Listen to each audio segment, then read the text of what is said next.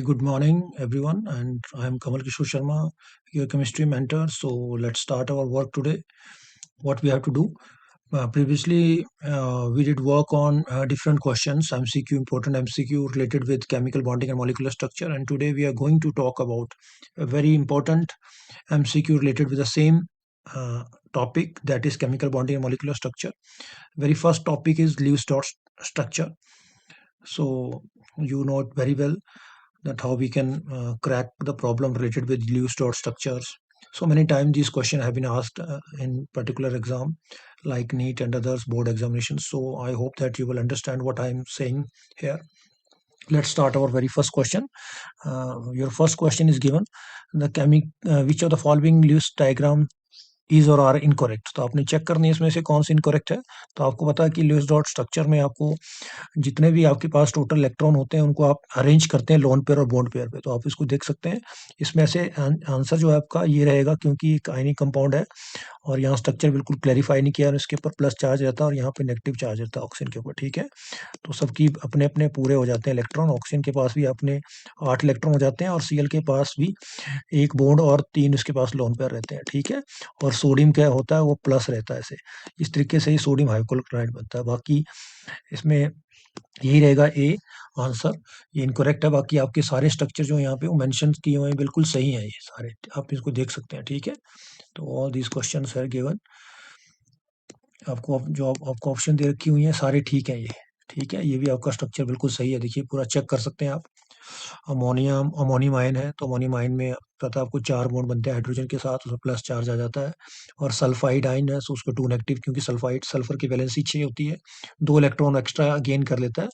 तो ये भी बिल्कुल सही है। ठीक है, और ये भी आपका बिल्कुल सही है, हाइड्रोजन NH2 और ये कार्बन टेट्राक्लोराइड यहाँ बिल्कुल सही है। सेकंड क्वेश्चन आपके सामने है, पॉसिबल स्ट्रक्चर ऑफ मोनोथायोकार्बोनेट। तो कार्बोनेट तो जानते हैं आप, CO3 2 नेगेटिव। ठीक है, तो थायोकार्बोनेट में क्या लग जाएगा, सिर्फ मोनोथायो, एक इसमें क्या होगा बेटा, इसमें एक आपका सल्फर हो जाएगा। तो इस तरीके से रहता है ये। और ये कार्बन सल्फर के साथ डबल बॉन्ड कनेक्टेड रहता है और ऑक्सीजन के साथ इस तरीके से सिंगल बॉन्ड, क्योंकि यहाँ पे जो ऑक्सीजन है वो नेगेटिव है दोनों। ठीक है, तो इनकी अब बैलेंस कितनी होगी, 7-7। तो सिर्फ एक एक बॉन्ड बनाएंगे। ठीक है, सिंगल सिंगल बॉन्ड बनाएंगे कार्बन के साथ। और सल्फर की बैलेंसी 6 है, तो ये कार्बन के साथ 2 बॉन्ड। तो यहाँ कार्बन जो आपका वो अपना ऑक्टेट कंप्लीट कर लेता है। 2 इलेक्ट्रॉन यहाँ आएंगे और 2 डबल बॉन्ड के, तो 2 2 4, 2 हो गए टोटल 8 इलेक्ट्रॉन। तो ये ऑक्टेट रूल फॉलो करता है। नेक्स्ट क्वेश्चन है आपका, valency of sulphur sulphuric acid में। तो सल्फ्यूरिक एसिड का स्ट्रक्चर जानते हैं, मॉलिक्यूलर फार्मूला H2SO4। सल्फर इस तरीके से ये टेट्राहेड्रली कनेक्टेड रहता है। तो यहाँ कितनी बैलेंसी होगी सल्फर की, बैलेंसी हम बॉन्ड से काउंट कर सकते हैं, 1 2 3 4 5 6। तो उसकी बैलेंसी 6 होगी। ठीक है, तो ये हम क्वेश्चन इस तरीके से इसको क्रैक कर सकते हैं। तो बहुत इजी से क्वेश्चन इसमें दिए हुए हैं। अभी हम धीरे धीरे आगे बेसिक से एडवांस लेवल में जाएंगे। तो इसका सही आंसर है 6। नेक्स्ट है Lewis dot structure. Carbon monoxide का पता आपको, कार्बन मोनोऑक्साइड में अगर आपको ये स्ट्रक्चर ही सही लगता है बी, बाकी तो आप चेक कर लें, क्योंकि कार्बन ने भी अपना ऑक्टेट कंप्लीट कर लिया, इसके पास भी आपके 8 इलेक्ट्रॉन हो गए और ऑक्सीजन की ने अपना ऑक्टेट कंप्लीट कर लिया यहाँ पे। तो उसका सही यही है जो स्ट्रक्चर यहाँ पे मेंशन है, ये वाला बी आंसर। तो ये रहता है, इसमें आपके ट्रिपल बॉन्ड रहते हैं और कार्बन के पास भी एक लोन पेयर रहता है और ऑक्सीजन के पास भी एक लोन पेयर रहता है। क्योंकि कार्बन के पास कार्बन की वैलेंसी 4 है और ऑक्सीजन की वैलेंसी 6 है, 6 4 10, और 10 को अगर 2 से डिवाइड करते हैं तो टोटल हमारे पास 5 पेयर आते हैं। तो 5 पेयर कंप्लीट हो जाते हैं। देखिए, एक first pair, second, third, fourth and fifth, इस तरीके से इनको अरेंज करते हैं। तो लुईस डॉट स्ट्रक्चर जिन बच्चों को बनाने आते हैं वो क्वेश्चन को बड़े इजिली क्रैक कर सकते हैं। चलिए मूव करते हैं नेक्स्ट क्वेश्चन में हम। तो हमारा नेक्स्ट क्वेश्चन रहेगा फिफ्थ क्वेश्चन को यहाँ देखते हैं। विच of the following is example of super octet. Super octet बहुत इजी हम कैलकुलेट कर सकते हैं। देखिए, इसकी वैलेंसी 7 है और 3 ये फ्लोरीन से लेगा, 7 3 10 इलेक्ट्रॉन हो जाएंगे, तो ये 8 से ज़्यादा हो गए। फास्फोरस की वैलेंसी 5 है और 5 और लेगा, इसके पास भी 10 इलेक्ट्रॉन होते हैं, सुपर ऑक्टेट हो गया। यहाँ देखिए, आयोडीन की वैलेंसी 7 है और 7 ये एक्स्ट्रा लेता है किससे, फ्लोरीन से, तो ये 14 इलेक्ट्रॉन सिस्टम आ गया आपके पास। और तो ये सारे आ जाएंगे इसके आंसर, ऑल ऑफ 3। ये सारे सुपर ऑक्टेट हैं, 8 से ज़्यादा इलेक्ट्रॉन है। ठीक है, मूव करते हैं नेक्स्ट क्वेश्चन में। तो इसका आंसर रहेगा आपका D, which is not an exception to octet rule. तो उनमें से ऐसा कौन है जो ऑक्टेट रूल फॉलो कर रहा है? बाकी जो एक्सेप्शन है, तो ये ऑक्टेट रूल फॉलो नहीं करता, क्योंकि इसके पास अब तीन इसके हैं, तीन 6 इलेक्ट्रॉन है, ठीक है। बोरॉन के पास 3 वैलेंस होते हैं और 6 ये 3 ही किससे लेगा? ये फ्लोरीन से लेगा। तो यहाँ इसके पास 4 है, और 4 कहाँ से लेगा? Cl से, क्योंकि ये ग्रुप नंबर 14 का एलिमेंट है, तो उसकी वैलेंसी 4 है। 4 और 4 किससे लिए इसने? Cl से 4 बॉन्ड बनाया ना, तो ये 8 यही फॉलो कर रहा है इसमें ऑक्टेट रूल। ये देखिए बोरॉन की वैलेंसी कितनी है? 2। 2 किससे लेगा? आयोडीन से, तो उसके पास 4 इलेक्ट्रॉन है इसके पास। और Cl, तो Cl भी क्या करेगा? देखिए 2 इलेक्ट्रॉन किससे जुड़े हुए हैं? ऑक्सीजन से लेगा ये, और 7 ये, तो ये भी आपका ऑक्टेट से ज़्यादा ही है, ठीक है। तो आप इसको चेक कर सकते हैं। तो आपका सही आंसर इसमें क्या रहेगा? इसमें आपका सही आंसर रहेगा वो, that will be your B. तो बी आपका सही आंसर है यहाँ पे। चलिए आगे मूव करते हैं। Electron deficient molecule possesses. तो इलेक्ट्रॉन डेफिशिएंट मॉलिक्यूल क्या होते हैं? जो जिनके पास क्या होते हैं? इलेक्ट्रॉन कम होते हैं, उनको हम क्या कहते हैं? इलेक्ट्रॉन डेफिशिएंट इनकम्प्लीट ऑक्टेट वाले होते हैं। Electron deficient species are known as, तो ये लुईस एसिड होते हैं जो इलेक्ट्रॉन डेफिशिएंट होते हैं और जो लग सकते हैं। चलिए क्वेश्चन नंबर 9 देखते हैं। 9 में आप हमारा है, विच of the following molecule do not obey octet rule. इनमें से कौन ऑक्टेट रूल ओबे नहीं करता है? ऑक्टेट रूल आप जानते हैं 8 इलेक्ट्रॉन सेंट्रल एटम के बीच में होने चाहिए आपके। तो ये है, हाँ उसका स्ट्रक्चर देखते हैं चलिए। SO2, तो इसमें 8 आ जाते हैं, देखिए। क्योंकि टोटल कितने बॉन्ड बनाए सल्फर ने? 4, तो 4 और एक बॉन्ड में 2 इलेक्ट्रॉन होते हैं, तो 8, ये कंप्लीट हो गया। ऑक्टेट रूल ओबे करता है। ये भी देखिए इसका स्ट्रक्चर देखें तो इस तरीके से रहता है, लोन पेयर, और ये 3 Cl के साथ जुड़ा हुआ है। टेट्राहेड्रल ज्योमेट्री, इसका पिरामिडल शेप रहता है PCl3 का। तो देखिए लोन पेयर के 2 इलेक्ट्रॉन, 2 इसके, 3 बॉन्ड है और एक लोन पेयर, टोटल कितने इसके पास भी? 8। ये भी ओबे करता है। SO3 में देखते हैं चलिए स्ट्रक्चर को। तो SO3 का स्ट्रक्चर कुल इस तरीके से इसका स्ट्रक्चर आता है। तो यहाँ डबल बॉन्ड के साथ इसका अगर हम पूरा स्टडी करें, क्योंकि इसके पास टोटल इलेक्ट्रॉन कितने आते हैं? देखिए सल्फर की वैलेंसी आपकी 6 है, ठीक है। और ऑक्सीजन कितने इलेक्ट्रॉन देगा? इसकी भी 6 या 6 3 18 24। तो 12 पेयर इलेक्ट्रॉन को अरेंज करना हमें। तो आप चेक करके इसका स्ट्रक्चर बना सकते हैं। तो ये आपका इसमें सल्फर एक्चुअली ये ऑक्टेट रूल ओबे नहीं करता, क्योंकि सल्फर अपनी वैलेंसी को बढ़ा देता है। ये 4 से ज़्यादा बॉन्ड बना देता है। 4 से ज़्यादा बॉन्ड क्यों बनाता है? क्योंकि सल्फर जो है आपका, ये थर्ड पीरियड का एलिमेंट है, और थर्ड पीरियड के एलिमेंट में d ऑर्बिटल तो एग्जिस्ट करेगा आपका, तो अपना एक्सपेंड कर लेता है ऑक्टेट ये, ठीक है। अपनी इलेक्ट्रॉनिक कन्फिग्रेशन को एक्सपेंड करने के बाद अपनी वैलेंसी को बढ़ा देता है ये। तो ये SO3 नहीं आएगा इसमें। SO3 गलत आंसर है यहाँ, क्योंकि ऑप्शन यहाँ डबल, तो SO3 इसका रही, ये आएगा। और इसको चेक कर लेते हैं NO2। NO2 में भी देखिए नहीं होता है। NO2 का अगर आप स्ट्रक्चर देखें तो यहाँ अनपेयर्ड इलेक्ट्रॉन, क्योंकि नाइट्रोजन की वैलेंसी आप जानते हैं, ये 5 रहती हैं, और ऑक्सीजन की 6, और ये 2 एटम है तो 11 हो गए। तो 11 अगर आपके आ रहे हैं, ऑड इलेक्ट्रॉन आ रहे हैं, तो अगर हम इसको 2 से डिवाइड करते हैं तो आपके पास 5 पेयर आते हैं, 5 इलेक्ट्रॉन पेयर आएंगे ना, 5 2 10, और एक आपका अनपेयर्ड इलेक्ट्रॉन रह जाएगा। तो ये नहीं होगा, ये ऑक्टेट रूल ओबे नहीं करेगा। तो अगर आप इसमें, तो 2 आंसर आएंगे इसके, एक SO3 और NO2, ठीक है। आप SO3 चेक कर सकते हैं बुक में या कहीं, कि SO3 में सल्फर एक्सटेंड कर लेता है अपने इलेक्ट्रॉनिक कन्फिग्रेशन को। और तो इसका 2 आंसर आपके, answer number C and D. तो सी और डी जो है वो ऑक्टेट रूल को भी नहीं करेंगे। One is C and another one is your D. तो ये आपके ऑक्टेट रूल को फॉलो नहीं करते, ये ऑक्टेट रूल को फॉलो करते हैं, ठीक है। आगे देखते हैं next, move in there outermost shell require. तो जब भी बॉन्ड बनता है तो क्या ऑक्टेट होना चाहिए? 8 इलेक्ट्रॉन होने चाहिए। तो इसका सही, बहुत इजी सा क्वेश्चन है। Second, next question, most predominantly ionic compound are obtained by the combination of elements. तो हम जानते हैं अगर आपका group number 1 alkali metal halogen family के साथ जब कंबाइन करता है, तो सारे के सारे जितने कंपाउंड बनते हैं वो आयनिक होते हैं, क्योंकि ग्रुप नंबर 17 के जो एलिमेंट होते हैं नॉन मेटल होते हैं, और ग्रुप नंबर 1 के जो एलिमेंट है वो मेटल है। तो मेटल और नॉन मेटल के बीच में जो बॉन्ड बनेगा प्रिडोमिनेटली क्या रहेगा? वो आयनिक रहेगा। Next question, ionic compound A+ B negative is likely to be form. तो बहुत इजी है ये भी, क्योंकि कोई एटम जब कैटायन बन जाएगा इजिली, और कोई आपके पास एटम है वो इजिली अगर एनाइन बन जाता है, और वो आपस में अट्रैक्ट करके क्या करते हैं, लैटिस एनर्जी ज़्यादा रिलीज करते हैं, तो डेफिनेटली वो कंपाउंड आपका आयनिक होगा। तो first, ionisation energy of A is high and electron affinity of B is low. Ionisation energy A की कम होनी चाहिए तभी वो इजीली बन पाएगा। Ionisation energy phase low and ये आएगा इसका बी आंसर। ठीक है, तो इसका बी स्टेटमेंट बिल्कुल करेक्ट है। आगे मूव करते हैं। Ionic compound X plus Y negative is formed when electron affinity of Y is high. बिल्कुल सही है क्योंकि इसको नेगेटिव एनाइन बनना है। Ionisation energy of X is low, ये भी बिल्कुल सही है। Lattice energy of X and Y is high, ये भी सही है। तो ये तीन स्टेटमेंट है आपकी सही है, 1 2 एंड 3। तो ऑप्शन सी इसका सही है। मूव करते हैं नेक्स्ट क्वेश्चन में। ए compound contain 3 element A B and C if the oxidation number इसका क्या है, 2 है, और B का +5 है, और C का -2 है। तो उसको चेक कर सकते हैं। इनमें आपने कैसे चेक करना, देखिए आप बैलेंसी डाल के आप चेक कर सकते हैं। यहाँ अगर हम इसकी बैलेंसी 2 लिखें, बी की बैलेंसी आपकी +5 है, तो देखना है टोटल न्यूट्रल आना चाहिए सारा। टोटल चार्ज क्या होना चाहिए, न्यूट्रल होना चाहिए।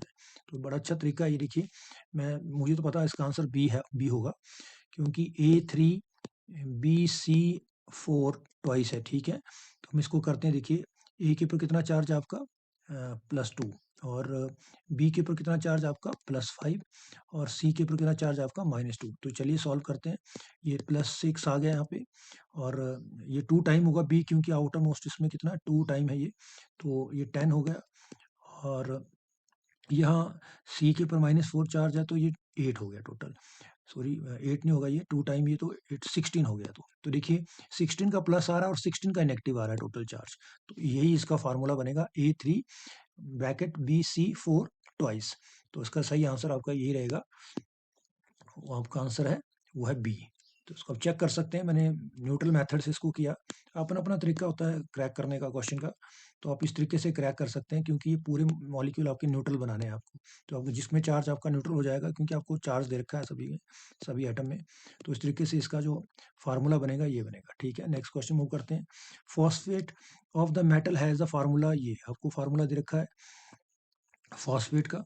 अब इसमें आप क्लोराइड बताना कि कौन सा, क्योंकि आपको मैंने मेटल का क्या निकालना पड़ेगा, ऑक्सीडेशन नंबर निकालना पड़ेगा। जब ये आप मेटल का ऑक्सीडेशन नंबर निकालेंगे तो यहाँ पे आपका 2 आएगा, और जब ये क्लोराइड के साथ जाएगा, क्लोराइड के कितना चार्ज होता है, नेगेटिव चार्ज होता है एक क्लोरीन के ऊपर। ठीक है, क्लोराइड आयन के ऊपर। तो ये कितने ही क्लोराइड के साथ बाइंड होगा ताकि न्यूट्रल हो जाए, तो ये 2 के साथ जुड़ेगा, तो ये बन जाएगा MCl2। तो ये बी इसका आंसर रहेगा। मूव करते हैं नेक्स्ट क्वेश्चन में, 60 नंबर क्वेश्चन में। इसको इरेज कर लेते हैं। तो 60 नंबर क्वेश्चन आपका यहाँ मेंशन है, solid sodium chloride is a bad conductor of electricity because.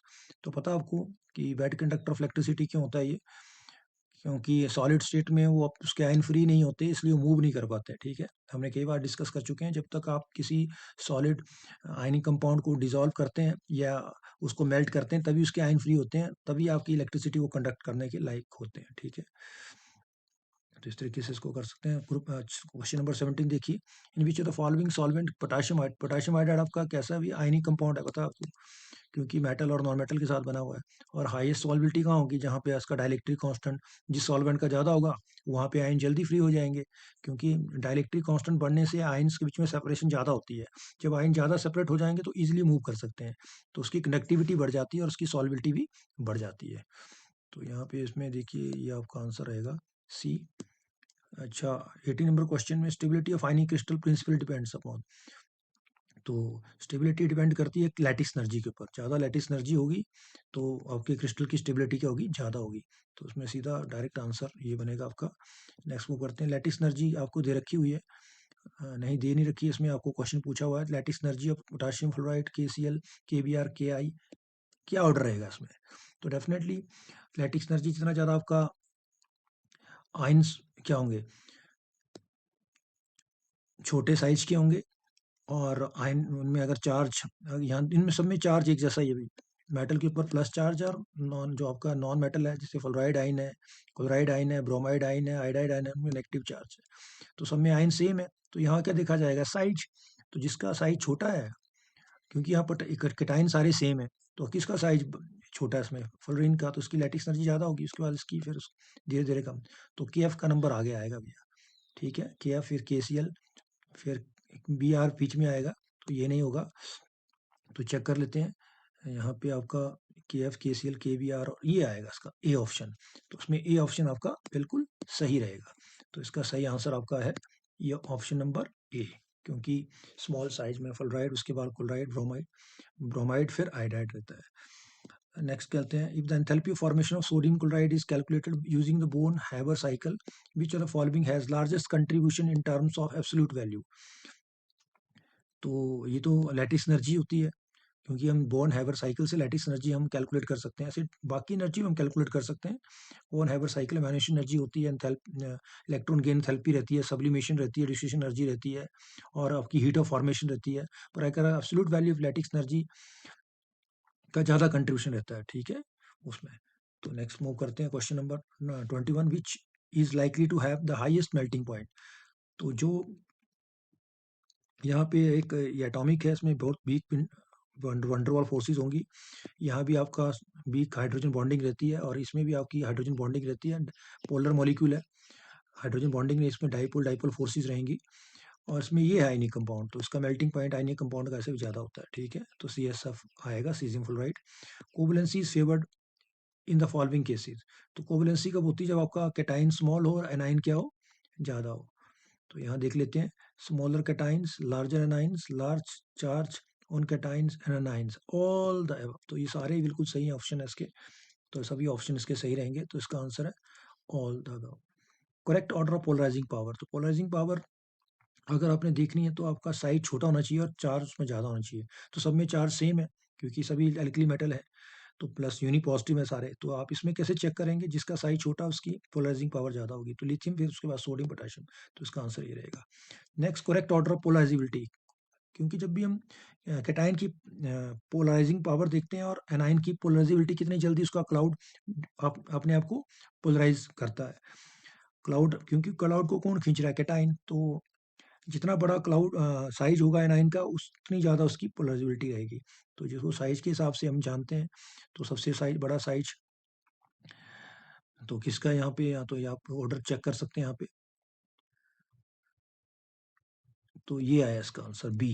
देखिए, आयोडाइड का साइज बड़ा है, तो उसकी पोलराइजिंग पावर ज़्यादा है, उसके बाद फिर ब्रोमीन की कम हो जाएगी, क्लोरीन की कम, और फ्लोरीन की बहुत कम होगी, ठीक है।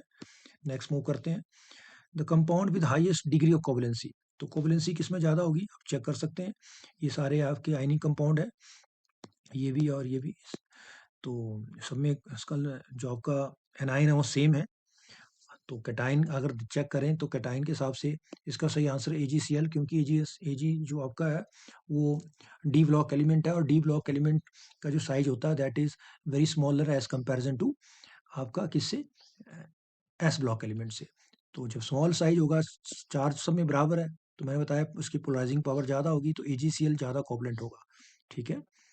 Aluminium trichloride is covalent while AlF3 is आयनिक। तो डेफिनेटली Cl का साइज बड़ा है, तो उसमें कोवलेंट करेक्टर जल्दी आ जाएगा, ठीक है। तो फजान रूल से इसको हम करेक्ट बता सकते हैं, क्योंकि फ्लोराइड का साइज छोटा है, तो एल्यूमिनियम फ्लोराइड जो रहेगा आपका, वो आपका आयनिक रहेगा, और यहाँ पे एल्यूमिनियम क्लोराइड के बन जाएगा आपका, वो कोवलेंट चला जाएगा आपका। Next question, which is highest melting point halide. इनमें से आपने देखना कि कौन, तो जो ज़्यादा आयनिक होगा वो डेफिनेटली होगा। तो इसमें आयनिक कौन है आपका, ये सोडियम फ्लोराइड, क्योंकि फ्लोराइड का साइज छोटा है, आयन एनाइन छोटा है इसमें। बाकी कैटाइन सब में सेम है, देखो सोडियम सोडियम सोडियम। सिर्फ आप क्या देखेंगे इसमें, आप एनाइन चेक करेंगे, क्लोराइड है यहाँ पे, ब्रोमाइड है, या फ्लोराइड है, या आयोडाइड है। तो साइज किसका स्मॉल है, जिसका साइज स्मॉल होगा उसमें आयनिक कैरेक्टर ज़्यादा रहेगा, क्योंकि वो कम पोलराइज होगा, ठीक है। तो यहाँ पे ये है इसका आंसर। तो इस तरीके से इस क्वेश्चन को हम क्रैक कर सकते हैं, ठीक है। आगे मूव करते हैं,